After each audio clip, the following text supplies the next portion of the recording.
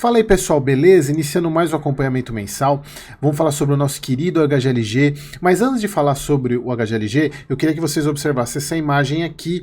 Essa imagem mostra que mais da metade de vocês que assistem os meus vídeos não são inscritos no canal. Não custa nada você me ajudar a se inscrever, me ajuda a crescer o canal, então eu preciso muito da sua inscrição. Obviamente que quanto mais pessoas os meus vídeos alcançam, esse número mostra que o vídeo está chegando muito mais pessoas do que eu podia imaginar. Mas já que chegou até você, clica no botão de se inscrever, vai me ajudar bastante. Mas vamos voltar e falar sobre o HGLG. E o ponto que eu quero falar, pessoal, é o seguinte. Quem tem acompanhado comigo, fazendo o acompanhamento mensal, sabe que eu venho falando mês a mês que seria muito difícil ele continuar mantendo esse patamar de 1,10. E olha só isso aqui que interessante, antes de eu falar sobre o relatório gerencial, eu peguei esse aqui no Estados Invest, lá do HGLG, ele paga 1,10, pessoal, desde julho de 2021. E aí vocês podem estar falando, nossa, Eric, ele paga sempre, ele não mantém, não eleva os dividendos. Pessoal, é o seguinte, ele não eleva os dividendos, se a gente for pegar hoje com esse dividendo, ele está pagando 8% ao ano, só que a cota da 2021 não era esse valor, ela veio se valorizando ao longo do tempo. Então, é muito difícil para um fundo desse tamanho manter esse patamar de dividendos. E chegou, no mês passado, eu cheguei a comentar com vocês que, na minha visão, seria o último mês que o fundo pagaria os 1,10. Só que aí teve a questão da venda, como você já tem acompanhado, a venda casada, digamos, com o XPLG, a venda do Duque de Caxias, lá dos dois imóveis, um do lado do outro, eles venderam os imóveis, um vendeu para o outro, né, e um acabou comprando para o outro, e nessa venda que o HGLG fez, destravou lucro, e a venda que o XPLG fez, destravou lucro para o XPLG também. Então acabou que essa venda fez com que o fundo mantesse os 1,10 e possivelmente mantenha por mais alguns meses esses dividendos. Mas tem algum outro ponto aqui que me parece que eu acho que ele não deve, não que ele não deva, mas pode ser que seja mais fácil agora ele manter os 1,10, como vocês vão ver daqui a pouco. Bom, então o relatório agora de maio, opa, peguei errado aqui, pegar minha setinha, relatório agora de maio. Pessoal, olha só, ele fechou 1,163 a cota de mercado, e se vocês observarem naquela imagem que eu peguei aqui, olha só quanto que a cota chegou, 158,34. Então, o fundo basicamente, ele chegou no dia de hoje, eu tô gravando esse vídeo na quinta, vocês estão vendo na sexta, ele chegou a baixar do valor patrimonial da situação que a gente está vivendo hoje no nosso país, né, da economia, a questão de contas públicas, o nosso governo, né? Então as taxas do Tesouro batendo 6,40, coisa absurda. E como o fundo não diminui, os aluguéis continuam sendo o mesmo valor, para ele manter esse dividend yield de 8,1, a única coisa que pode cair é a cota do mercado, então ela baixou de 160. E aí eu falo para vocês, pessoal, obviamente isso aqui não é recomendação, mas a gente está vendo muita oportunidade de fundo imobiliário aparecendo nesses dias, por causa dessas quedas. Aí as pessoas ficam focadas em comprar tesouro e esquecem desses ativos. Inclusive eu vou fazer um vídeo no domingo fazendo um desabafo sobre isso, não percam. Beleza, então o fundo manteve os 1,10, ele diminuiu um pouquinho a alavancagem, eu já vou explicar o porquê disso. 0,3 para um fundo desse tamanho é bastante coisa, então um dividend yield de 8,1.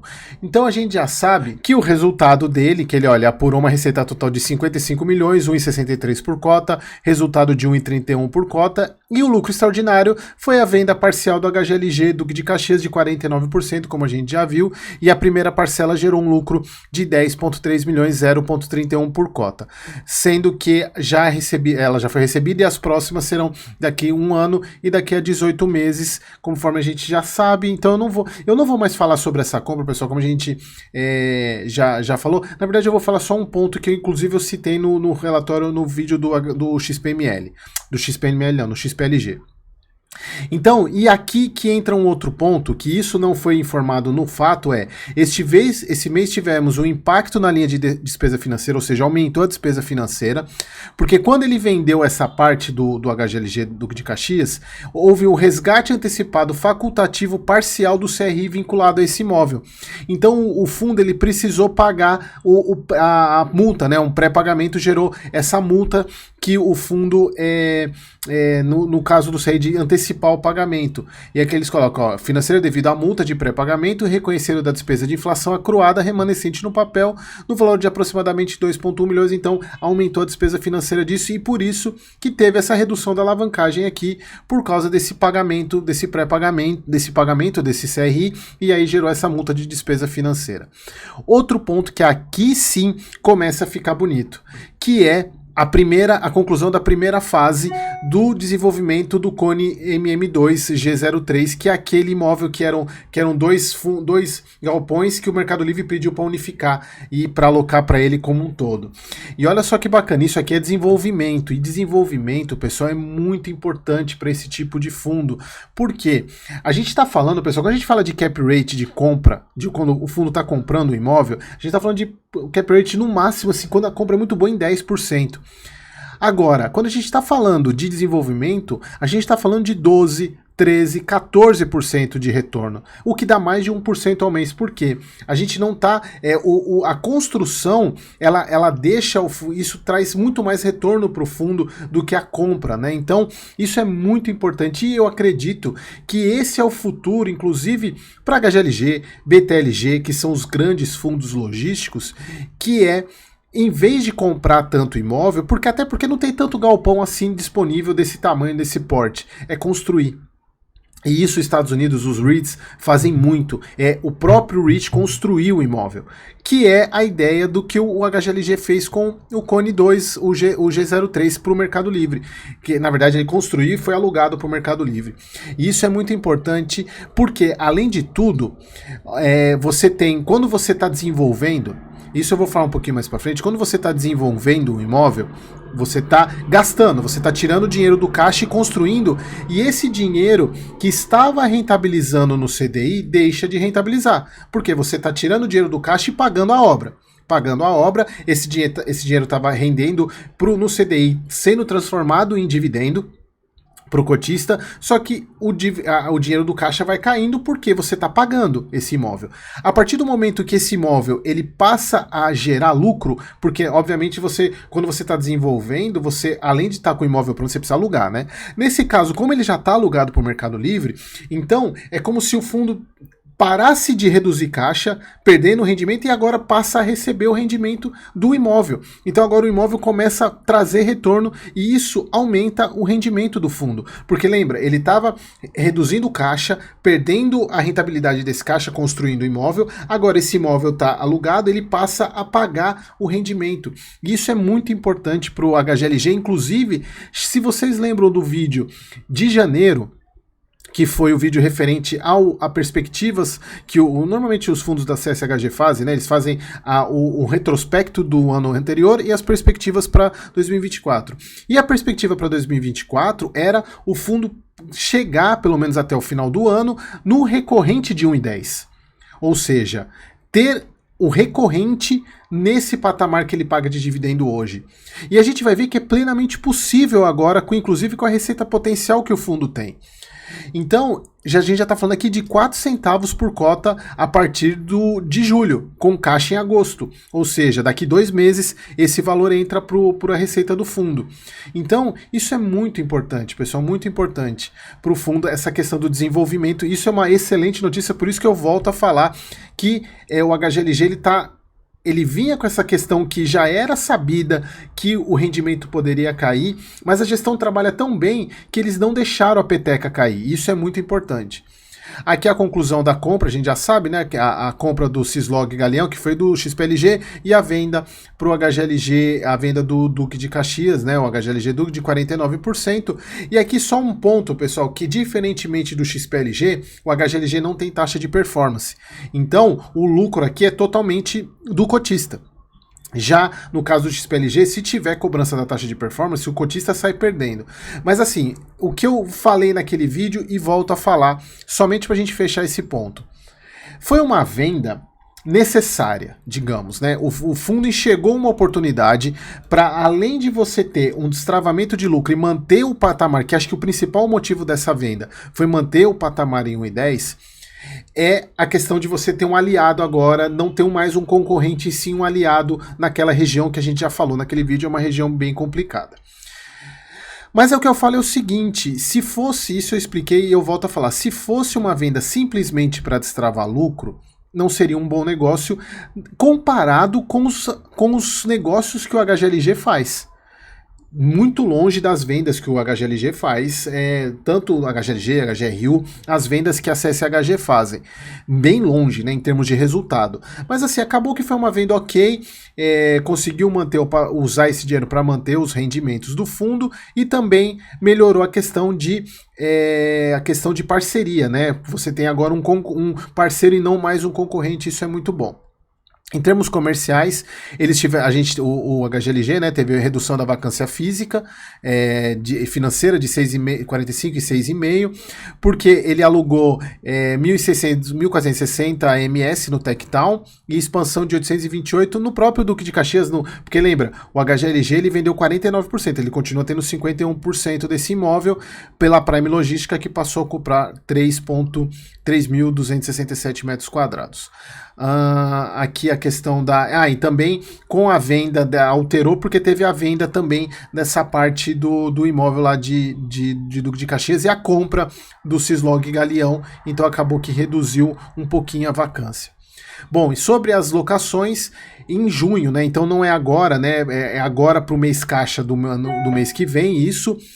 Contrato de locação temporária do último módulo do HGLG Itupeva, G200, pela Mercedes, por conta de uma necessidade urgente, a empresa já ocupa o espaço, porém ainda não foi contabilizado no cálculo de vacância, pois os documentos não foram assinados, ou seja, nem contrato está assinado ainda. Eles precisavam ocupar, entraram, e aqui, pessoal, é uma parte importante, obviamente que é sempre importante ter contrato, tudo certinho, mas você não vai negar um espaço para uma Mercedes, né?